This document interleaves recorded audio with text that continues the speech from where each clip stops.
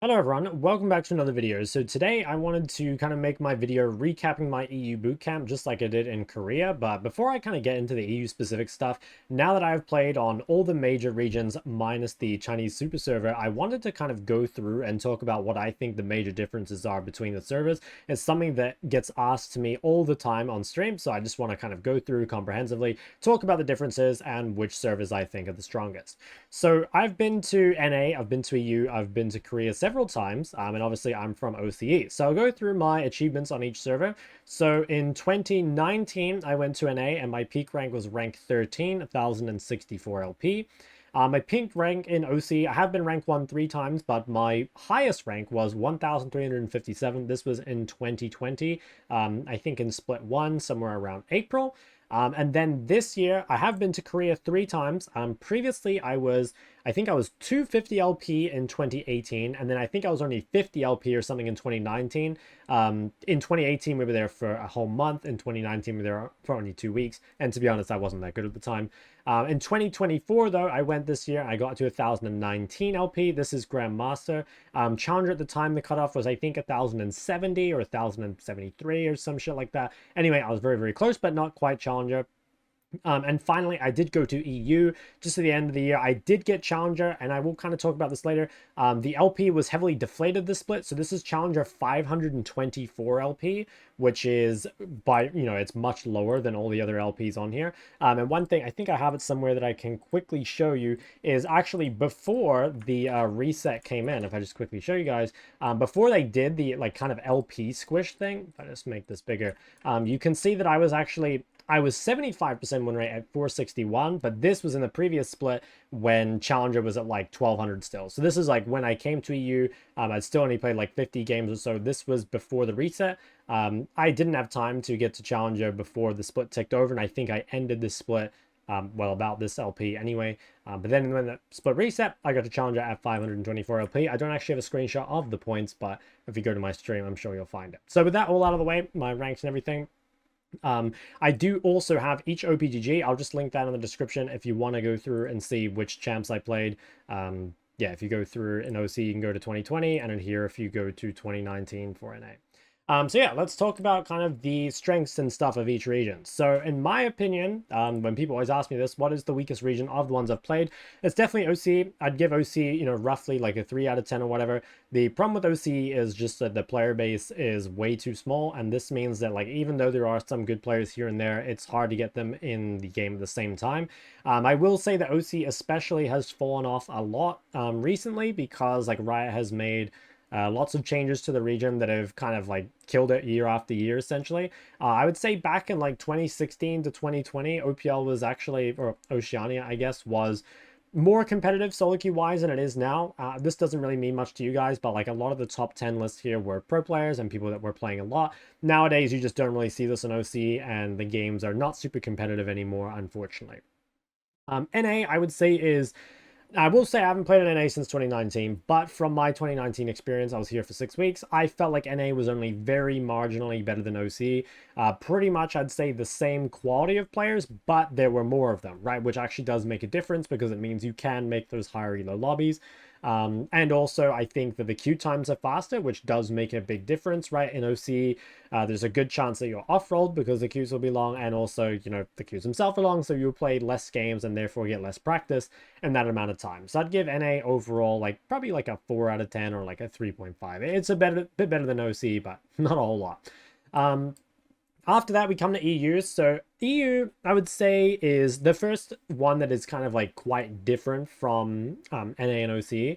I would give EU roughly like a 6. So EU is starting to see like quite a lot of I guess like solo queue qualities that you want to see. Like you see more meta champions. There are a lot more people that are trying to go pro or that are trying to prove themselves. So in general, like the intensity is quite a lot higher. Also, again, like the champ pools are more meta, and that makes a big difference because straight up the meta champs are pretty fucking broken. So like if you're playing a meta champ, it just makes you a lot more difficult to play against, right? And a lot of the time I felt like if I versed people that were playing off meta, I felt like it was kind of a free win. But I didn't really interact with this that much in EU because they were mostly on meta players. I will say that EU, while it is better than NA and OC, is still quite a lot worse than Korea, I would say, which I'll come to. I think that laning phase in EU is a hell of a lot weaker than Korea, and I found most of the people in EU to be kind of like pushovers in the laning phase. I did play against some like notable players that were quite good, right? Like I played against Humanoid, I played against Nemesis. So they're definitely like good players in the EU, don't get me wrong, but as a region overall, I think they were like a bit more farm heavy. You saw a lot more range supports. There was like a little less fighting early. This is in comparison to Korea, by the way. But it's still more aggressive than OC and NA, and I think it's like, yeah, probably a 6 or a 7 out of 10. It's a pretty good region. I would definitely play on EU again. Then finally, Korea. So Korea, without a doubt, for me, is the hardest server I've played on. I would say it's like a 9 out of 10 solo queue quality-wise. The players are very aggressive. The laning phase is very, very hard. And the junglers and supports, especially, I think, are much, much better than other regions. It's very difficult to play a mid on this server because you'll be getting ganked all the time. And it's extremely, extremely punishing. So I would say that Korea is probably the best region in terms of skill. Now, I will say on Korea that even though the games are like, I guess like more skillful, there will also be like more games that are just like freely won or lost. So like EU kind of has this reputation as like a toxic server, which I think is somewhat true. Like there's a lot of toxicity, people type a lot. And there are definitely people that hard end, but it's not that often that you see a game that is just like 15 FF'd or whatever, if the game is actually winnable. You know, like the games do get FF'd, don't get me wrong. On Korea, though, you will sometimes, I'd never had this feeling before, especially this time when I was in Korea for 2 months, where you have games you really wish you could just FF at 8 minutes because someone has just like run it down and the game is just like completely over, right? They're like 0-6-0 or something and they've just given up and they're following around the jungler. I found that like the actual like hard griefing to the point where games are unwinnable does happen a lot more on Korea. And I also think that like people kind of bring up that like Korea... the arguments I've seen for Korea against EU is stuff like, you know, they don't know macro as well. Personally, I didn't find this to be the case. I think the Korean side lane macro was like really, really good. Possibly this differs from role to role. Like maybe the way that like junglers play in Korea is very different from EU. Like I think that is true. Now, whether or not it's better or not, I can't really say, right? Like I'm not a jungler. From the mid laner perspective though, like I found this server to be much more difficult macro-wise. So yeah, I think the TLDR is that the Korea server is mostly the best of everything. There are like very skilled pro players and like pretty much only meta champs the whole time, which makes the games really, really difficult.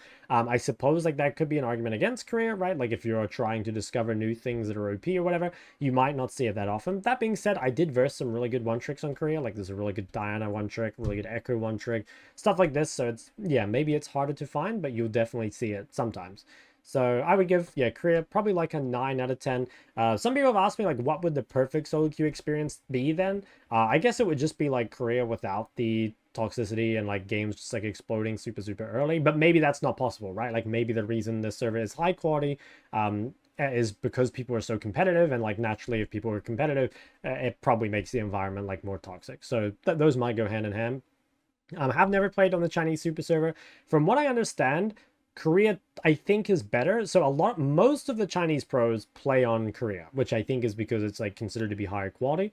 Now, I do think, from what I understand of the Chinese servers, is that it is quite different, right? Like it tends to be extremely, I want to say like solo queue focus. I know we're talking about solo queue, but what I mean is that like, okay, so as you get higher elo in like Korean solo queue, games start to feel like kind of like pro games. Not exactly, right? But there's like more of those elements, like people trading sides and like knowing how to like play for objectives, like playing around priors and stuff like that. Whereas my understanding, admittedly having not played on it, my understanding of the Chinese servers is that there will be a lot of like Kiana and Zoe and you know, things that take ignite and just like run around and get randomly fed, like maybe town and stuff like that. Could be completely wrong. That is just my guess. So yeah, that's kind of my thoughts on the different servers. If you guys have any particular questions about the servers, please put them in the comment section below, and I will make sure to check those because, again, it always comes up on stream, and I'd like to be able to link to this video so I don't have to answer it every time. Okay, so now on to the EU trip part of this video where I'm going to talk about my peak rank. I will talk about the learnings, notable players I played against, and just what I'll be doing next. So First thing, I guess, the OPGGs. So this was my rank before the split reset, which was, I was pretty happy with. You can see here that my LeBlanc, which I was having a ton of success with in Korea, 84% win rate, when I came to EU, was feeling really, really good. One thing I did try in EU was that I had a stream account and an off-stream account, and you could see that there was like a pretty sizable difference, right? Now, that being said, there was a big champion pool difference, at least in split 1, or split 2, I think it was. My first split that I played in EU, you can see that there is a massive champion pool difference, right? Like I was trying a lot of different champs here, whereas on my main, I was like keeping it mainly just LeBlanc. So that could probably explain like the 10% win rate difference, but it's still interesting, I think, to see. And so yeah, I was very, very happy with this. Like seeing that I was 75% win rate at almost 500 LP was really good. I think in Korea, I was like around 76% or 75% win rate when I was around 340 or 350. So EU, at least at this point, felt like a little easier. Obviously, that could be that I just like improved a lot in Korea. And, you know, maybe that just meant like the server as a whole was easier. Or maybe I like worked out like the champs that were good for solo queue or whatever, right? So yeah, peak rank, I don't know where the screenshot is. There it is. I did get a challenger. I played a game. This was my last game to promote to challenger. I don't know if it says it. Yeah, so it's 503 LP. I promoted into challenger, and then I just stopped playing completely. Actually, I did play on my other account. I played on my stream account, but I stopped playing on this account completely. Also, I don't know if you guys have seen it, but this is the game where I got dived at like, I don't know, level 5 or whatever by the enemy top lane. I'm sure you guys have all seen the Azzapp clip. I'll link it in the description if you haven't. But yeah, that was my promotion to challenger game, so I'm very glad I won that. As for what I played in split 2, you can see it's quite different from what I played in the previous split. My super high win rate LeBlanc was actually very low win rate in split 2, but I found that Ori was just insanely broken this split, so I ended up just playing Ori over and over, and you can see I was 7-0 there. I think I could have kept playing and kept getting higher, right? Like I was having quite a lot of success at the end, right? In my last 20, I had a very good win rate, just by Ori spamming and like picking other champs when it was good. So I think I could have got higher, but to be honest, at this point, I was so burned out that I just wanted to stop playing. So after I got Challenger, I just stopped. Now, it is kind of hard to compare the LP between splits. So like I said before, there was this LP kind of deflation thing that's happened, right? So when like I said, when I left Korea, the LP in Korea, well, I was 1,019. I think Challenger had moved up to like 1,100 or maybe even higher. And the EU Chal cutoff was something like 1,200. And as you can see here, right, like I wasn't even GM when I was almost 500 LP.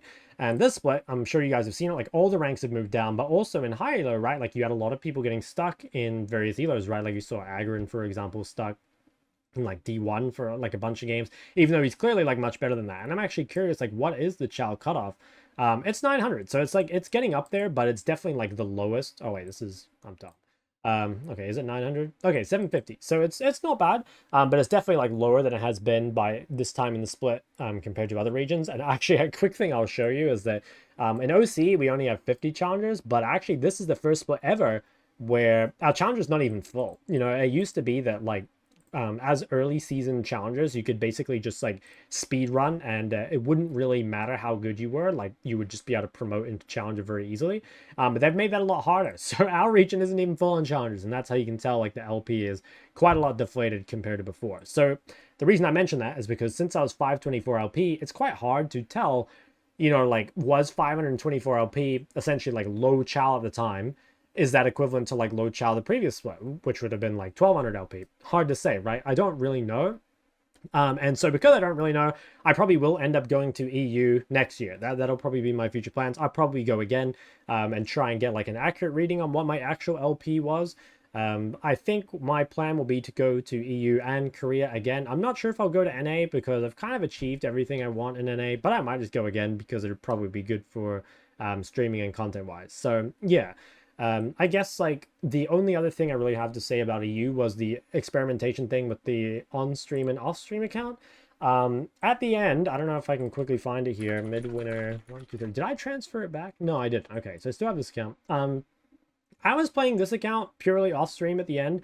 It was about 300 LP or so, and I was playing really, really well. Like I was having, I played against like pretty good players at the end of the day. You can see like Agron in this game here. I think I played against him another game.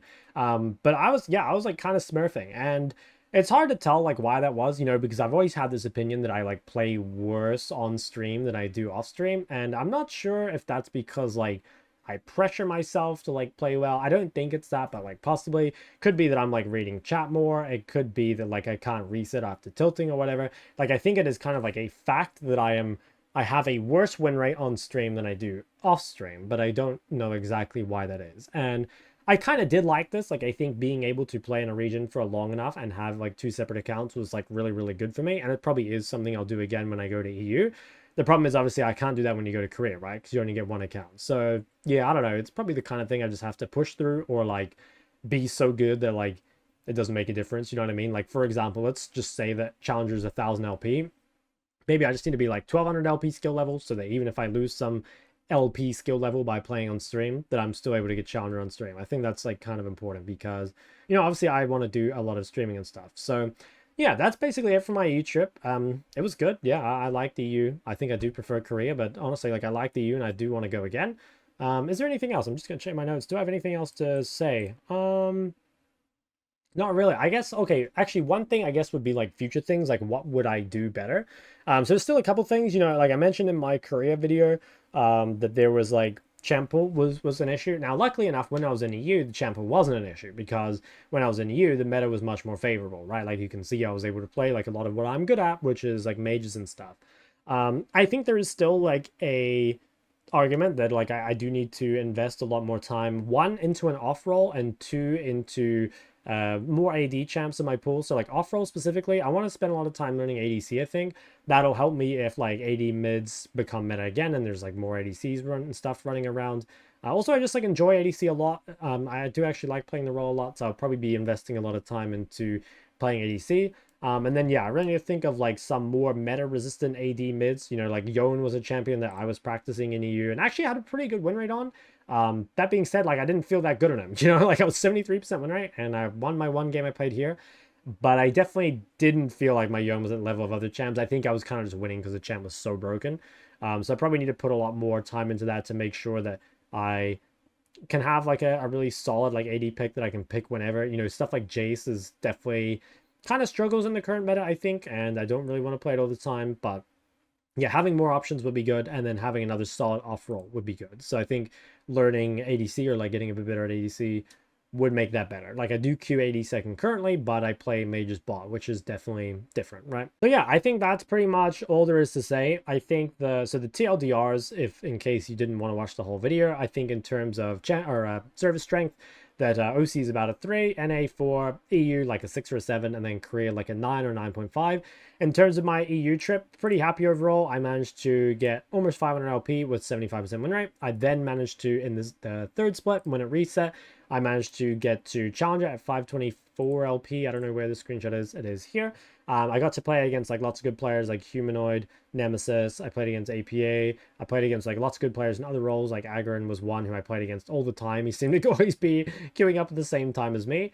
And yeah, hopefully I will go to EU and Korea again and possibly NA as well. So if you guys have any thoughts or questions or anything about the servers that I didn't cover, or maybe the champ pools, feel free to leave them in the comment section below. Otherwise, there'll be links to everything like my OPGGs and stuff from various regions. If you want to go back and look at my champ pools from each region or anything, how many games I played. If you look these up on DeepLol, by the way, it'll tell you like the matchups and stuff you played as well, which is kind of interesting too. So yeah, I guess we'll leave it there. Don't forget to like and subscribe, guys. Hopefully you enjoyed the video. I'll see you guys in the next